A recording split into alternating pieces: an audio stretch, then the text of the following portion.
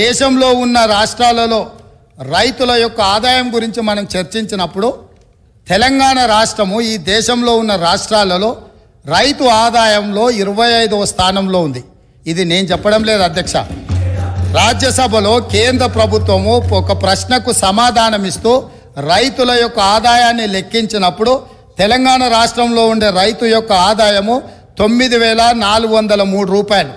అంటే ఇది మొత్తం దేశంలో ఉన్న అన్ని రాష్ట్రాలలో 25వ స్థానం. అత్యధికంగా రైతు ఆదాయం ఉన్న రాష్ట్రం ఏదో తెలుసా అధ్యక్ష? మేఘాలయ 29,348 రూపాయలు. అంటే రైతు ఆదాయంలో 25వ స్థానంలో ఉన్న తెలంగాణ రాష్ట్రము ఆనాటి పాలకులు ఈ రాష్ట్రంలో రైతులు బాగున్నారు, బాగుపడ్డారు అని ఏ రకంగా చెప్తారో ఈరోజు వాళ్ళకి చెప్పాల్సిన సమాధానము వాళ్ళు ప్రజలకు చెప్పాల్సిన అవసరం ఉన్నది అధ్యక్ష. అదేవిధంగా అధ్యక్ష, రైతులు ఎన్సీఆర్బి లెక్కల ప్రకారము దేశంలోనే మొదటి స్థానము లేదా 2వ స్థానంలో ఈ 10 సంవత్సరాలు రైతు ఆత్మహత్యలల్లో ఎప్పటికప్పుడు మొదటి 2 స్థానాలలోనే తెలంగాణ రాష్ట్రం ఉంది. 8,000 చిల్లర రైతులు ఆత్మహత్యలు చేసుకున్నారని ఎన్సీఆర్బి లెక్కలు చెప్తున్నాయి అధ్యక్ష. రాష్ట్ర ప్రభుత్వమే రైతు బీమా పథకం తెచ్చినాము అని గొప్పగా చెప్పుకున్నారు అధ్యక్ష. రైతు బీమా పథకంలో సార్ నేను చెప్పకముందే ఎందుకు లేస్తున్నారు సార్ వాళ్ళు? ఎందుకా ఉలికిపాటు సార్?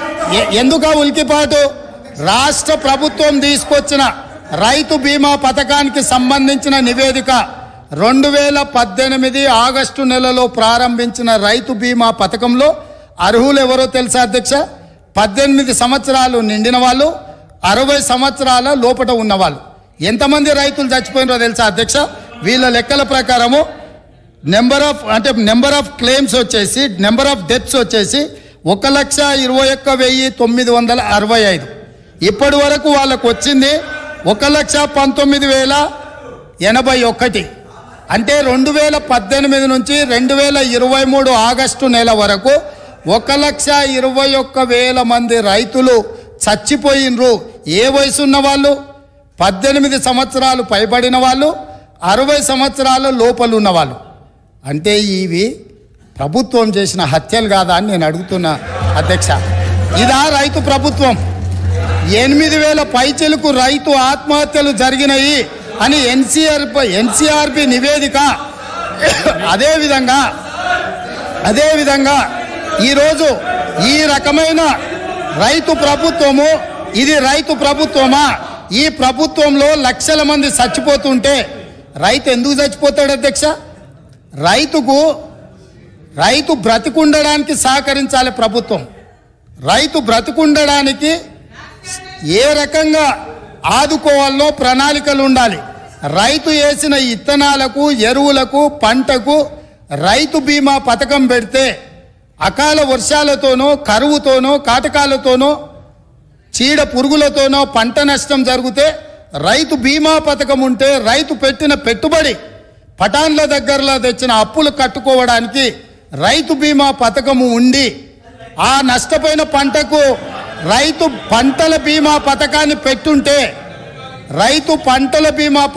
పెట్టుంటే రైతులు చచ్చిపోయి ఉండేవాళ్ళు కాదు, రైతులు ఆత్మహత్యలు చేసుకొని ఉండేవాళ్ళు కాదు. కానీ ఆనాటి ప్రభుత్వంలో రైతుకు రాష్ట్ర ప్రభుత్వం నుంచి ఆ కుటుంబానికి సహాయం అందాలంటే రైతు చనిపోతే తప్ప 5 లక్షల రూపాయలు ఇవ్వమని రైతు చావుకు 5 లక్షలు వెలగట్టిన ఈ ప్రభుత్వం సిగ్గు లేకుండా ఇంకా మాట్లాడుతుందనంటే ఏం అర్థం చేసుకోవాలి అధ్యక్ష? ఇప్పటికైనా ఎప్పుడైనా రైతు పెట్టుబడికి రాష్ట్ర ప్రభుత్వం భరోసానివ్వాలి. రైతు పంటలకు బీమా పథకం ఉండాలి తప్ప, రైతు బతకడానికి ప్రభుత్వం నుంచి హామీ ఉండాలి తప్ప, చనిపోయిన తర్వాత నువ్వు ఏమిచ్చినా ఆ కుటుంబంలో చనిపోయిన వ్యక్తి తిరిగి వస్తాడా అని నేను అడుగుతున్నాను అధ్యక్ష. అదేవిధంగా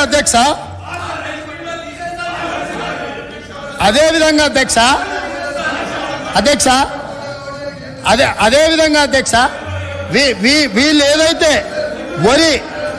ఈరోజు తెలంగాణ రాష్ట్రంలో తెలంగాణ రాష్ట్రంలో ఇవాళ పసుపు పోయింది, చెరుకు పోయింది, కందులు పోయినాయి, మిరప పోయింది, పత్తి పోయింది, ఇట్లా ప్రత్యామ్నాయంగా సోయాబీన్ పోయింది. కమర్షియల్ క్రాప్లని ఈ తెలంగాణ రాష్ట్రము భూమి యొక్క నైసర్గిక స్వరూపము ఎన్నో రకాల ప్రత్యామ్నాయ పంటలు పండించడానికి సారవంతమైన భూములు ఉన్నాయి. ఈ సారవంతమైన భూములలో వివిధ రకాల పంటలు పండించడానికి అవకాశం ఉన్నా ప్రభుత్వ సహకారం లేకపోవడం వల్ల, ప్రభుత్వం నిర్లక్ష్యం చేయడం వల్ల ఇవాళ చెరుకు పోయింది, సోయాబీన్ పోయింది, మొక్కజొన్న పోయింది, పసుపు పోయింది. ఇట్లాంటి పంటలన్నీ పోయి ఓన్లీ వరి పండించే పరిస్థితి వచ్చింది. వరి పండిస్తే ఒకనాడు కేసీఆర్ గొప్పగా వరి పంట అద్భుతం అన్నాడు.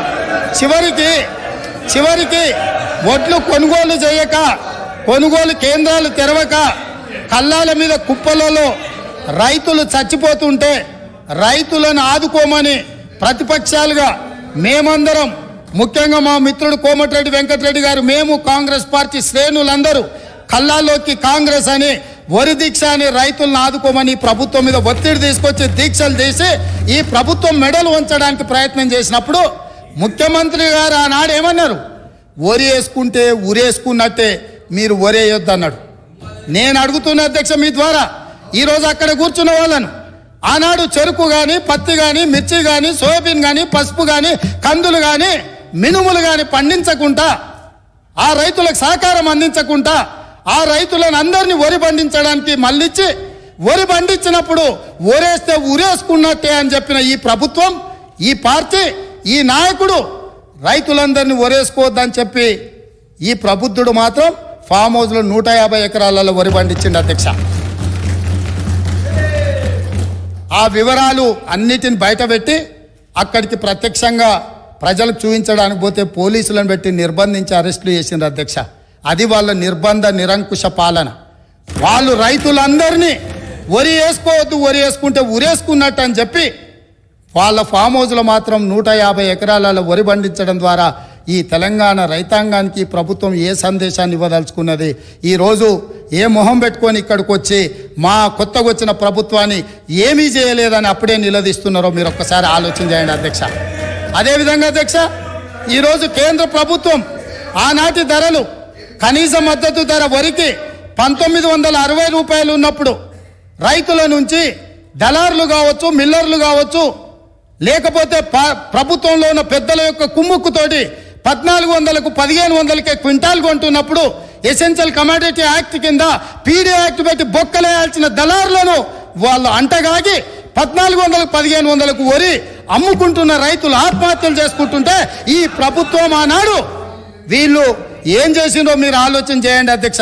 ఇదే కాదు, తడి పేరు మీద, తాలు పేరు మీద క్వింటాల్కు 10 కిలోలు తుట్టి తీసి రైతులను దోసుకుంటుంటే, అహర్నిశలు అహోరాత్రులు కష్టపడ్డ రైతు పండించిన వరిని దోపిడీ చేస్తుంటే, తుట్టి పేరు మీద, తాలు పేరు మీద తీస్తుంటే ఒక్కరోజైనా ఈ ప్రభుత్వం ఆ రైతులకు జరుగుతున్న అన్యాయం మీద ఈ మంత్రులు ఎవరైనా క్షేత్రస్థాయిలో పర్యటన చేసి ఈ విధంగా దోపిడీ చేస్తున్న వాళ్ళని నిలదీయడానికి ప్రయత్నం చేసిందని నేను అడుగుతున్న అధ్యక్ష మీ ద్వారా.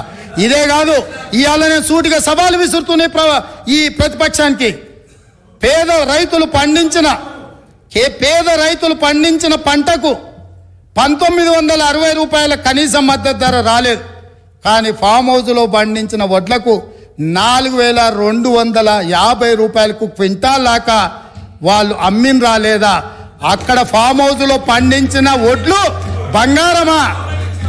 ఇవాళ ఎవరిచ్చిండ్రో లెక్కలు చెప్తా, చెప్పమంటే ఆ పేరు కూడా చెప్తా. ఎవరిచ్చిండ్రో, వాళ్ళకి చేరిన లబ్ధి ఏందో మీరు విచారణకు సిద్ధంగా ఉంటే ఇవాళ నేను విచారణకు ఆదేశిస్తా అధ్యక్ష. మీరు ఫామ్ హౌస్లో పండించిన వడ్లు 4250 రూపాయలకు ప్రైవేటు కంపెనీల మెడ మీద కత్తి పెట్టి మీరు మీ వడ్లు తౌడులాగా పండించిన వడ్లకేమో 4250 రూపాయలు గిట్టుబాటు ధరిస్తారా?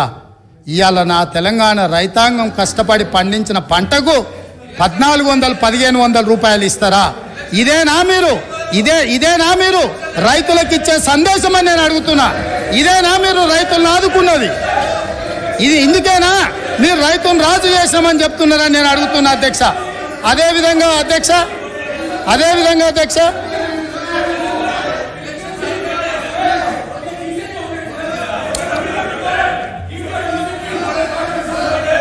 అధ్యక్ష ఒకవేళ ఈ పార్టీ ఫామ్ హౌస్లో 4,250 రూపాయలకు వడ్లు అమ్మలేదు అని